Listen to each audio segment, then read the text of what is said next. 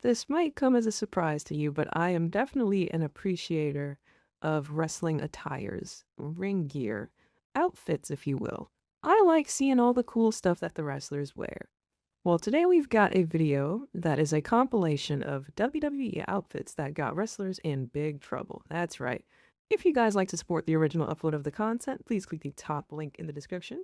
If you want to react to content with us live on Twitch, click the bottom link. You know how this works. I've also got a Patreon with a free tier that has a whole bunch of bonus content that I cannot upload to YouTube because, well, copyright claims and strikes and whatnot. So if you guys want some extra spicy content, no ghost boobies, you can find it over on the Patreon. That link is in the description as well. Without further ado, the flock and I are ready to watch.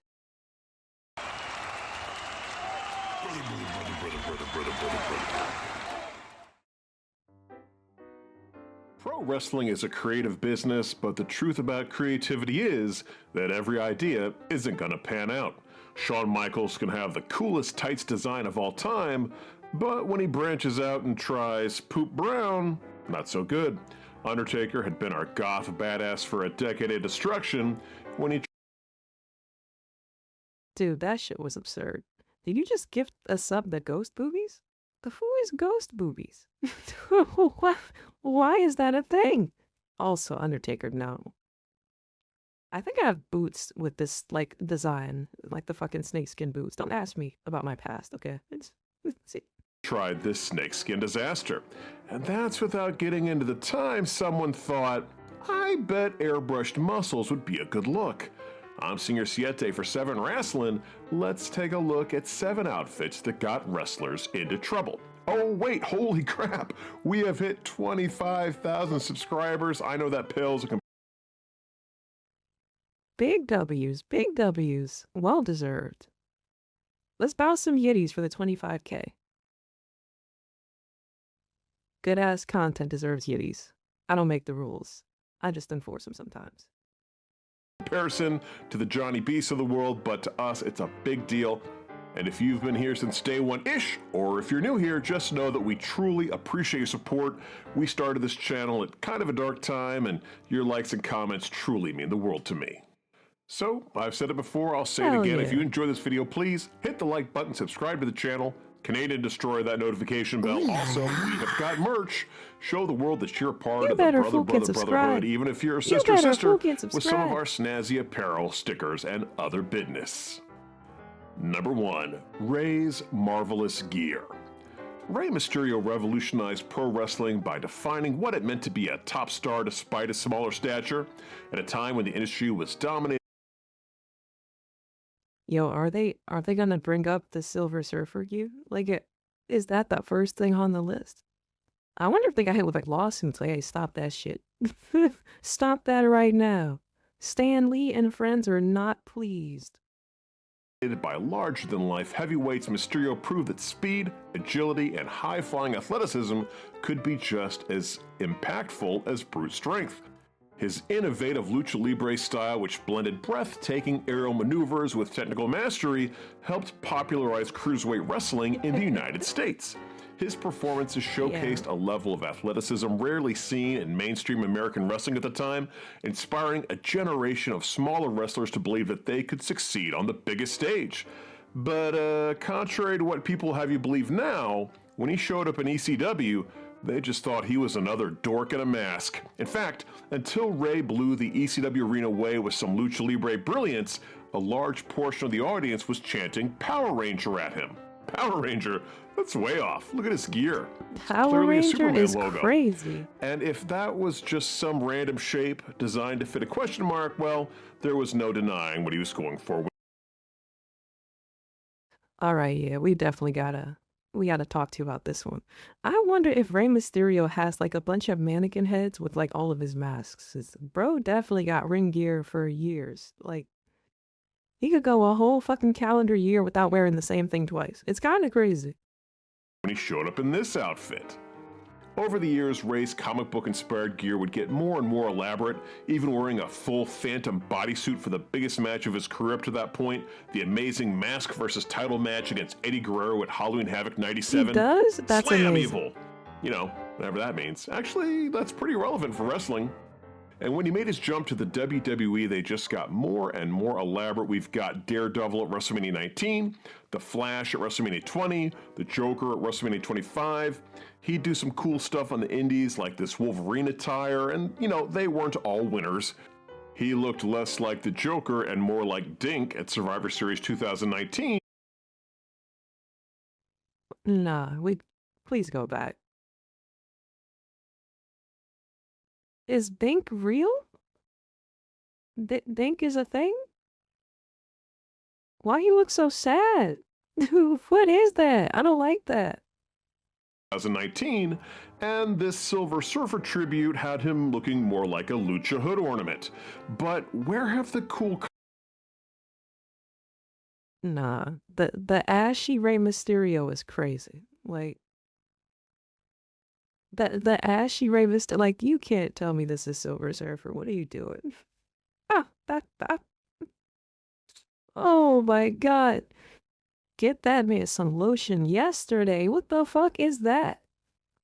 I would be scared to wrestle him. Like, bro, I don't want that shit rubbing off of you. What the fuck is that? Tribute had him looking more like a Lucha Hood ornament. But where have the cool cosplays been recently? Well, in an interview with Adrian Hernandez, Mysterio would say, actually, WWE had to shut me down for a minute because I was getting too exaggerated. I was like, it's my logo, I'm just using their colors. Maybe Captain America, maybe a star here, the gloves. They told me, maybe you've got to stop a little bit because we're getting cease and desist letters. They should be like, Ooh. nah. Ooh, no fun. They told you to stop Man, that shit, boy. Now I'm never gonna get a Rocket Raccoon Rey Mysterio. Number 2, Feeling Blue. Speaking of Marvel, often you'll hear people say that no new movies are being made. Everything's a sequel, a prequel, a threequel. Threequel's not a word. Or it's some existing IP. Let's make a Super Mario Brothers movie. Let's make a Battleship movie. Surely somewhere a Cheetos movie is in development, and anything that's just like a movie without some built-in fan base just dies. Great example of that was 2014's Edge of Tomorrow. Basically, it's like if Tom Cruise and Emily Blunt made Groundhog's Day, but instead it was like an action film. I loved it. Critics largely loved it. The box office was pretty meh, just a great example of a good action movie that was made without the safety net of an existing IP, and it didn't do particularly well. And so why are we talking about this? Good question. Well, another 2014 movie that came out and did do well was a little flick called Guardians of the Galaxy. Now, I know what you're thinking, Siete, that's a Marvel movie. It's totally an existing IP. Bang, catch you off guard right now. What's your favorite Marvel movie? Favorite MCU movie? Go. Matter of fact, doesn't have to be MCU. It could be a Fox movie. It could be one of the old Fox first movies. That's fine. What's your favorite Marvel movie? Go ahead. Tell me in the comment section and live in chat. Because I love you. Caw. Yes, it does. But does it really count when it's an IP that 99% of the viewing public is unfamiliar with? Ask a 2013 audience if they know who Star-Lord or Gamora or Groot are, and odds are they're going to come up blank. And it's not like the movie had big names. The star of the whole show was best known for being the chubby comic relief on Parks and Recreation. You've got 2 CGI characters. The ridiculously hot Zoe Saldana had to wear green paint. Great! Now I've got a green lady fetish. Thanks a lot, Marvel. Also, a wrestler that most people had never heard of unless they were WWE fans. All it had going for it outside of the merits of the film itself was a loose tie-in to the wildly successful Marvel Cinematic Universe. Of course, it ended up being a mega hit because it is awesome. Too bad the lead up to it pretty much broke poor Batista's heart. Think about it. You're poor Batista on the precipice of the movie that is not a slam dunk, but it could make your film career if the public can bring themselves to care about a talking tree and a talking raccoon. The plan was simple. The popular star Batista would return to the WWE in the lead up to the Guardians release, win the Royal Rumble, and defeat his former Evolution buddy Randy Orton at WrestleMania, all to the rousing cheers of a rabid fan base loving the second coming of Batista Mania, which is a wonderful plan, if the fan base wasn't already absolutely in love with Daniel Bryan. Batista would win that Rumble to the sound of deafening boos. His every appearance between that Rumble win and Mania was so the opposite of the intended reaction that they had no choice but to turn him heel. When it's all said and done, Daniel Bryan was inserted into the main event title match and left as arguably the most over good guy of his generation. The pivot wasn't bad creatively. From there, Batista, Orton, and Triple H reformed Evolution. So, like, how did the blue gear get him in trouble, though? I'm kind of lost. I'm still here, but I'm like, all right. Squared off against the Shield in a series of awesome matches. I'd even go so far to say that these bouts cemented the legacy of the Shield as a threesome that they still get so much mileage out of today, and it all led to an Evolution versus Shield no-holds-barred elimination bout at Payback 2014. This match was notable for three reasons. One, the Shield won in a clean sweep. Two, it would be the last time the Shield would perform together before Seth Rollins would famously turn on the group. And the third thing, of course, Blue-tista. That being the fan-given nickname for the outfit Batista wore that night. Blue tights, blue knee pads, blue boots, and blue arm thingers. Maybe this was his nod to the Na'vi. Oh, there's another bad Rey Mysterio outfit. At any rate, the fans really... Yo, Rey Mysterio had a fucking Avatar outfit too? Like, what the fuck? What has bro not done? I bet if I go looking, I could find a Rey Mysterio Cratewraith outfit. That's a cool attire. I want that. There's another bad Rey Mysterio outfit. At any rate, the fans really let him have it, like he was wearing a Love Burger shirt at his own concert. Blue-tista trended on Twitter, and the memes, oh, so many memes. On Twitter, Batista would respond saying, 6 men go to war and beat the shit out of each other. And what did the genius marks walk away with? Batista wore blue. What a loser. He'd leave the company the night after Payback, probably very demoralized. Fortunately, Guardians of the Galaxy was a mega hit that helped launch his movie career. And like we said earlier, maybe we can all just be happy that an original act was wildly successful over a sequel. Yeah, but that outfit, we appreciate you, Blue-tista. we do. Blew it. Number 3, Stars and Gripes. Unfortunately, it seems like the classic Survivor Series match has fallen out of favor due to the rise of the War Games, which is a shame because there were some amazing teams over the years. Who's your favorite? Put your answer in the comment section below. And I'm not counting the all-star teams like the WWE versus Alliance match at Survivor Series 2001, or when they would do like a straight-up Raw versus SmackDown match. No. Well, I'll throw out a couple easy ones for you. 1990, you had the Ultimate Warrior, Kerry Von Erich and the friggin' Legion of Doom, awesome. 89, you had the Hulkster Hulk Hogan, Jake the Snake Roberts, and Demolition, odd pairing, or quartet, odd quartetting. Anyway, awesome. 2006 brought us the team of DX with Shawn Michaels and Triple H, teaming up with the Hardy Boys and a recently debuting CM Punk. They rightfully swept the team of Edge, Randy Orton, Mike Knox, Shane Helms, and Johnny Nitro Morrison TV. Also, wow. Punk would go on to hate everyone on his team and then, make up with a few of them. And how's this for a dark horse? In 1993, you've got Lex Luger, the Steiner Brothers, and Tatanka. Not doing it for you? All right. How about this? We get rid of Tatanka and replace him with, The Undertaker. Yes, thank you, Ludwig Borga, for that. Maybe the only thing he should ever be thanked for. Now, this was all a storyline, of course, and with Tatanka knocked out, the dead man showed his star-spangled spirit by showing that the lining of his creepy Undertaker coat was, in fact... What the hell? What the fuck? Dude, no.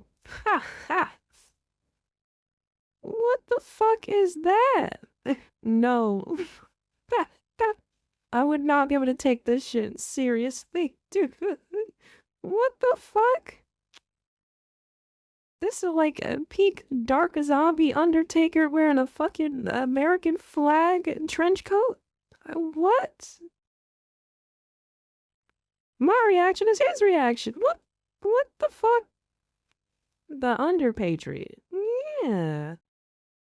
Old Glory, oh, just like Betsy Ross intended. But The Undertaker absolutely hated this tweak to his trademark look.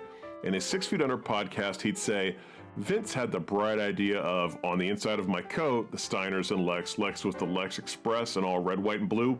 We were wrestling the Mountie and a bunch of people from Canada and other places. I come out, they introduce me, our partner's The Undertaker. I come out, I cut this promo that you can tell I'm grinding my teeth through. At the end of it, I open up my coat, and it's the original Betsy Ross 13 colony flag. It's got the circle. I wasn't feeling it. It was nowhere close to my character. I was choking every word out and was so mad. Who knows? It may have been the precursor to the American Badass. Dumb. It meant a lot more carrying the flag out as the American Badass than the Undertaker and Betsy Ross's original 13 colony flag. I was so pissed off about that. He'd go on the WWE's bump and have this to say as well. Believe me, I'm as big a patriot as will come down the road. I do a lot of work with our veterans and our first responders, but when Vince presented that to me, I was like, there is no way in heck I'm going to walk out there and open my coat with that flag. I was livid. I was like, this is not what The Undertaker does. Hey, come on, relax. It's not any more out of character than, I don't know, doing a cameo, appearing at a press conference, accepting a friggin' slammy. Number 4, Hulkster. You're not allowed to call him out like that. How could you be so right? How could you be so right? Don't do that. You don't call him out like that. Helmet.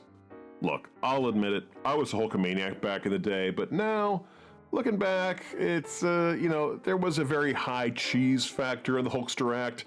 Everything about Hogan was over the top, from his ripped yellow and red gear to his insane ability to Hulk up after taking a beating, shaking his fist like he's summoning the power of Hulkamania. And let's not forget his famous Python power, referring to his massive 24-inch biceps, which he flexed at every opportunity. With his larger-than-life persona, his booming voice preaching about training, saying your prayers and taking your vitamins, and his absurdly dramatic promos, Hogan was the ultimate superhero for kids that Vince McMahon was hoping to market his wares to. Honestly, it was part self-help seminar, part Saturday morning cartoon energy, but it worked. Kids and adults alike ate it up. He wasn't just a wrestler, he was a pop culture phenomena, crossing over into movies, cartoons, even a brief run as a rock star, or he would have us believe. Hogan was as corny as they came, but his brand of cheesiness was precisely what made him unforgettable. But not everything that the Hulkster touched during that era turned to gold. Ladies and gentlemen, I give you the Hulk Hogan War Bonnet, a bizarre... What the hell? What the fuck? Not gonna lie, but it's kind of cool. Yeah, this got some shit to it. It could look a lot cheaper, but what the hell? What the? I've never seen this. Plastic gladiator helmet with a giant fist attached to the front. Actually, now that I get a good look at this photo, the Hulkster has all kinds of weird pieces of flair here. He's got a license plate, he's got a gas tank that it seems like he's drinking from with a giant bendy straw. That's a lot to take in, honestly. But what was the purpose? Well, the hope was that Hogan could turn this bizarre headgear into the must-have Christmas gift for the 1988 holiday season. He wore it on house shows against names such as Ted DiBiase, King Haku, and Bad News Brown. He'd headbutt his foes with the contraption and then drop the leg. This motherfucker had a license plate around his neck and this gladiator helmet on his ring gear. Oh, Hulk. What are we doing? Is what in the Hogan is that? Like a license plate? Sure, right? If it's like a promo image or some shit, okay, weird. But you walking down to the ring with that shit around your neck, like a Flavor Flav clock, is like what? What are we doing here? what do we gain from this? On them for the 1, 2, 3. Seems like that'd be a disqualification. Hogan claims there was another reason for this monstrosity. In an interview with Wrestling Incorporated, Hogan would say, I came up with the helmet to try to come up with a way to kind of give the guys an out. Like if I put the helmet on, I cheated, I gave a headbutt on them or something, I thought maybe I could get them to do the 1, 2, 3. Yeah, right. That's where the helmet originally came from, so the bad guys wouldn't be whining and crying because, you know, the office wanted me to go over. So that's where the helmet came from originally. I don't think Vince likes it at all. I don't think anybody liked it except for me. Yeah, and that includes kids. A Red Ryder BB gun. This was not. Come the holidays, no kids. We're asking Santa for Hulkster's hideous headgear. Number 5, nothing but net. We've talked about this before, but a popular activity amongst wrestling fans is to look at an active tag team, try to figure out who's going to be the Shawn and who's going to be the Marty. And if those terms are unfamiliar to you, here's a quick summary. Shawn Michaels and Marty Jannetty were a tag team in the late 80s and the early 90s known as the Rockers. The fast-paced, innovative tag team broke up in 1992 when Shawn famously superkicked Marty and then tossed him through a window in the barbershop talk show set. It was awesome. From there, the two would have, to put it lightly, very different journeys. Shawn Michaels would rocket to superstardom, evolving into the Heartbreak Kid and becoming one of the greatest WWE wrestlers of all time. He won multiple world titles, headlined WrestleManias, and became known for his legendary matches, charisma, and resilience. His career had its ups and downs, including a serious back injury that forced him into temporary retirement back in 1998, but he made a triumphant return in 2002 and had another incredible run before retiring in 2010. Now, Marty Jannetty, on the other hand, struggled to find that same level of success, though he had brief moments in the spotlight, winning the Intercontinental title and having some solid matches. His career was plagued by personal issues, backstage problems, and inconsistency. He bounced around several different promotions and made sporadic WWE appearances over the years, but never achieved the sustained success that Michaels did. Now, while both men were very talented, their post-split careers became the ultimate example of one partner soaring while the other faded into wrestling infamy. But a little-known fact is the outfits they wore during their first ever one-on-one match were the very first clue that we had as to where their careers would go. It was at the 1993 Royal Rumble where the duo squared off for the Intercontinental Championship. Michaels was wearing an early version of what would be his iconic gear, but instead of hearts and the Heartbreak Kid logo, he later incorporated into the look, he had various... It looks very Power Ranger adjacent. But I like it, though. I like it. patches of striped shapes. And Jannetty has some kind of like horrific netting. What the hell is that? That shit looks like a hologram version of like the stormtrooper armor or like the Spartan armor from Halo. Like what the hell? Are we sure about this? We sent them outside with these? This like the wristbands too? Like that ass? I guess. It might be hard to tell from the photos. Those aren't stripes. It's like individual segments of loose-fitting yarn. It's almost like the Michelin Man. The outfit was so bad that Vince McMahon fired him the next day. Although, you know, it's probably because there were rumors that Jannetty was inebriated during the match, but Stop. I bet the outfit didn't help his cause. Number 6, Soccer, I Hardly Know Her. Your old pal Singer Siete is a happily married fella these days, but back in my day, I did all right with the ladies. Maybe it's the way I put that slash across my sevens, makes me seem very refined. But I couldn't imagine dating Jade Cargill. She's such a perfect specimen, almost like she's a different species. From the moment she stepped onto the scene in AEW, she had just an undeniable presence and aura that made her feel larger than life, standing at 5'10" with a chiseled physique that looks like it was sculpted from marble. But it's not just her figure that makes her perfect, it's her ability to command attention, whether she's cutting a promo, dripping with confidence, or walking to the ring like she owns the entire arena. Cargill just exudes star power in a way that feels effortless. Oh, and her gear, amazing. Every time she steps in the ring, she looks like a real-life superhero. Dude, she looks AI generated here. Jesus. Look at that. Wow. Don't worry, guys. You won't get in trouble. It's the ghost girl doing this. This is not you pausing your screen. You can, if you got a girlfriend or a wife, just let her know, like, hey, I'm not in control of what's happening right now. It's the person on screen. I'm the one that's being a cougar. Her outfits are a perfect blend of power, style, high fashion, always making her feel like the biggest star in the room. And one of the coolest things about her gear that we haven't seen in WWE just yet is her love for cosplay-inspired looks. At AEW Revolution 2022, she turned heads with her incredible Jade from Mortal Kombat gear. She also rocked Storm from X-Men. Fucking amazing. What? What the fuck? When she won the TBS title. Wow, where were you on that one, Marvel Lawyers, when you were bugging Rey Mysterio? Oh, and she dressed up like She-Hulk with green body paint, just like Zoe Saldana in Guardians of the Galaxy. Cool, all right, dude. all right. Like that. Think of less sexy green people. Kermit the Frog, the Grinch, the Jolly Green Giant, the Green M&M. Oh, but look at those boots. But yeah, while her physique may be perfect, she's still relatively new to pro wrestling and, is bound to make some mistakes. Take, for instance, the time-tested act of using the local sports franchises to earn a cheap pop. During a European tour, Jade wore a Dortmund jersey during a match in Oberhausen in an effort to get the crowd on her side. Problem is, Oberhausen hates Dortmund, so instead she was soundly booed. I mean, come on, Jade.